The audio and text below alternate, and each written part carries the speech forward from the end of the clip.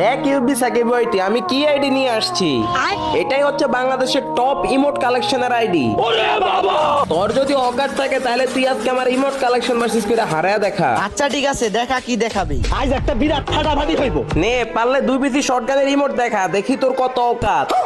এই দেখ ভাই, তোর 2 পিসির শটগানের রিমোট। আজকে তো তোরে আমি ইমোট কালেকশন ভার্সেসে হারাইয়ে সারমু। আচ্ছা আরে তোরে বানামু আমার সন, এই দেখ আমার ম্যাক্স থমসন।